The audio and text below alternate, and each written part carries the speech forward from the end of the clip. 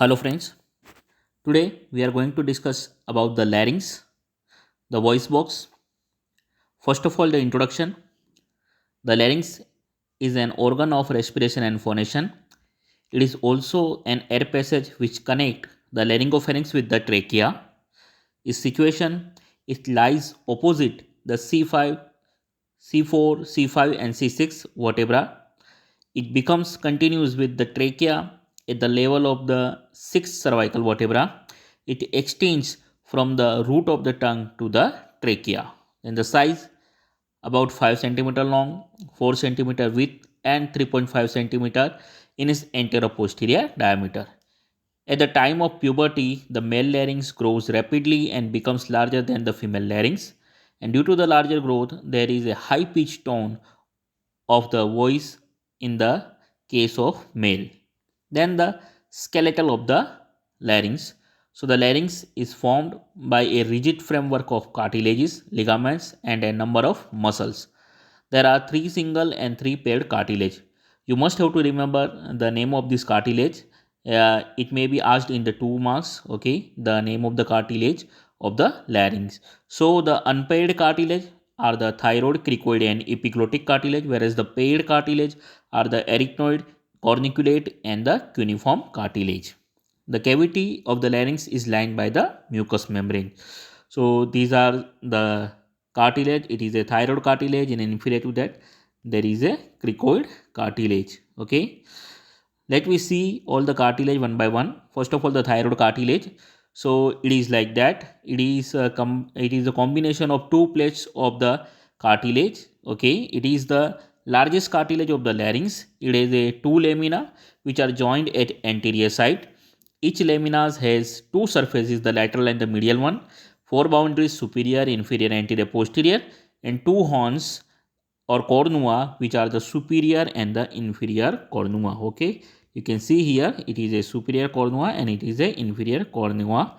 Okay, then the thyroid cartilage, or it is also known as the Adam's apple. It is consist of the two fused plate of the hyaline cartilage that form the anterior wall of the larynx and give it the triangular shape. It is usually larger in the males than in the females due to the influence of the male sex hormone during the puberty. Then the ligaments which connected to the thyroid cartilage to the hyoid bone is called the thyrohyoid membrane. Okay, there is a one membranous ligament which connect the thyroid to the hyoid bone, and it is known as a thyrohyoid membrane. Okay, then the cricoid cartilage. Okay, so it is a ring shaped cartilage. Okay, it is inferior to the thyroid cartilage. This cartilage, it is shaped like a ring. It is present below the thyroid cartilage at the level of the C6 vertebra, and inferiorly it is connected with the trachea. It is like a signet ring with a broad lamina posteriorly and a narrow arch anteriorly. Okay, this narrow anterior part, it is on the anterior side, whereas this laminated larger part, it is on the posterior side. Okay, it is this diagram, the B, it is from the posterior view. Okay, then the epiglottic cartilage. Okay, so epiglottic cartilage, we all know that epiglottis, it is a leaf like structure. Okay, which is at the entrance of this laryngeal cavity. So we can see here the epiglottic cartilage. Okay, so it is the third of the large unpaired cartilages. It is like a leaf, broad above and narrow below. It is guarding the inlet of the larynx. It has the upper and the lower ends. The upper end, the broad side, okay, it is upper end, and the shorter one, it is the lower end. Then anterior and posterior surface and two lateral borders. Its anterior surface, it is connected to the tongue by a median glossoepiglottic fold. Okay, and at the midline of this epiglottic cartilage, you can see here the ridge, and on this ridge there is one fold, the membranous fold, it is attached. It is known as the glossoepiglottic fold, means which connect the glosso, means the tongue, to the epiglottic cartilage. Okay, and to the hyoid bone by the hyoepiglottic ligament, and it is also attached with the hyoid bone by a ligament. It is known as the hyoepiglottic ligament. The posterior surface, it is covered by the mucous membrane. Okay, then the arachnoid cartilage. Okay, so the arachnoid cartilage are here. Okay, above this cricoid cartilage, you can see the pyramidal shape two cartilages, and they are known as a arachnoid cartilage. The arachnoid cartilage, they have one apex. You can see here. Okay, as a triangle. There is a apex on anterior side. There is a one vocal process, and on the posterior side there is a muscular process, and on the inferior side there is a base. Okay, so it has a apex, base, vocal process, and the muscular process, and it has a three surfaces: the anterolateral surface, the medial one, and the posterior one. Okay, so let we see here. They are the largest of the smaller paired cartilage, and the pyramidal shape. It is present on the upper border of the lamina of the cricoid cartilage. Each has an apex, base, two processes, vocal and muscular, and the three surfaces: anterolateral, medial, and the posterior one. Okay. Then the corniculate cartilage. Okay, you can see here above the apex of this arachnoid cartilage, you can see here two small horny cartilages, and these are the corniculate cartilages. Okay, so these are the small nodules above the apex of the arachnoid cartilage in the lower end of the free edges of the aryepiglottic fold above the quadrangular membrane, and it produces a bulge called the corniculate tubercles. Okay, on the posterior side of this larynx, on this posterior wall of the larynx, there are some bulgings, and these bulgings are due to these cartilages. Okay, so here this corniculate is forming the corniculate tubercle on the posterior side of the larynx.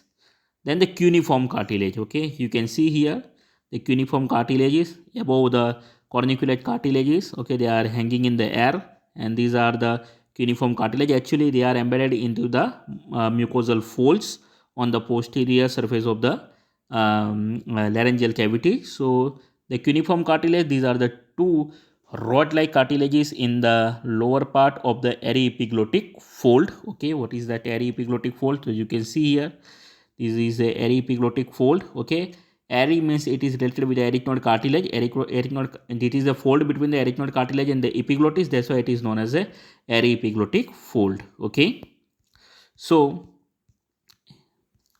here there are the two rod-like cartilages in the lower part of the aryepiglottic fold, producing a perpendicular bulge known as a cuneiform tubercles. Okay, so these are the tubercles. Then the ligaments and the membranes of the larynx. So how many ligaments? There are some extrinsic and intrinsic ligaments. So extrinsic ligament on the outer side, they are the thyrohyoid membrane, okay, which is connect the thyroid cartilage to the hyoid bone. Then the cricothyroid membrane connect the thyroid cartilage with the cricoid cartilage, and hyoepiglottic membrane means connect the hyoid with the epiglottic cartilage. Then intrinsic, on the internal side there are two folds. They are the quadrangular membrane and the aryepiglottic ligament. Okay, the quadrangular membrane you can see here in this diagram. Okay, this is a quadrangular membrane. Okay, and the aryepiglottic folds. Okay, quadrangular membrane you can see here, and the aryepiglottic fold, it is in the median, in the median place, so it cannot be seen on this view. If we see it from the posterior side, so we can see the aryepiglottic ligaments. Okay, then the muscles of the larynx, you must have to remember the name of the muscles. Okay, it may be asked in the 2 marks in the exams. So extrinsic muscles, there are the sternothyroid muscle, okay, which is connect the sternum to the thyroid, then the sternohyoid, sternum to the hyoid, then the thyrohyoid connecting the thyroid to the hyoid, then inferior constrictor, it is a part of the pharynx. Okay, we have discussed already that there are the three constrictor muscles: superior, middle, and inferior constrictor. So inferior constrictor muscle, then stylopharyngeus muscle, it is also a part of the muscles of the pharynx. Okay, so the styloid process to the pharynx, then the palatopharyngeus muscle. Okay, these all are the extrinsic muscle. What is the function of these extrinsic muscle? So the muscles raises or lower the larynx as a wall during the deglutition and the phonation process. Then the intrinsic muscles. So here you can see the muscles, the intrinsic muscles.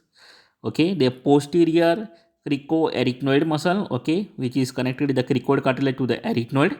Then you can see here the lateral cricoarachnoid muscle, okay, this is a lateral cricoarachnoid muscle, okay, connecting the cricoid cartilage with the arachnoid. Then you can see here the transverse arachnoid muscle, then the oblique arachnoid muscle, and you can also see here the vocalis muscle, okay. So these all are the intrinsic muscle: cricothyroid muscle, posterior cricoarachnoid muscle, lateral cricoarachnoid muscle, transverse arachnoid muscle, obliquous arachnoid muscle, thyroarachnoid muscle, and the vocalis muscle. So these all are the intrinsic muscles. Then cavity of the larynx, it is divided in the three parts, okay, by the two folds. You can see here in this diagram there is a two folds, the vestibular ligament, you can see here the vestibular ligament and the vocal ligaments, okay. So vestibular fold and the vocal fold, there is a two folds. So the one is the part above this vestibular ligament, then the part between the vestibular ligament and vocal ligament, and the part below the vocal ligaments. So like that there are the three parts of this internal cavity, okay. So vestibule, middle chamber, and the infraepiglottic space. So first of all, the vestibule, it is the upper chamber of the laryngeal cavity between the laryngeal inlet and the vestibular fold, and which encloses the vestibular ligament and the associated soft tissue. Then middle chamber, it is a very thin and it is between the vestibular fold above and the vocal folds below. Then infraglottic space, it is a most inferior chamber of the laryngeal cavity and it is between the vocal folds and the inferior opening of the larynx. Artery supply, so the part above the vocal folds there are supplied by the superior laryngeal, whereas the part below the vocal fold supplied by the inferior laryngeal artery. Then nerve supply, so sensory nerves, the part up to the vocal fold it is supplied by the internal laryngeal nerve, where the part below the vocal fold they are supplied by the recurrent laryngeal nerve, okay. So it is all about the larynx. Hope so you may understand, okay. So thank you very much.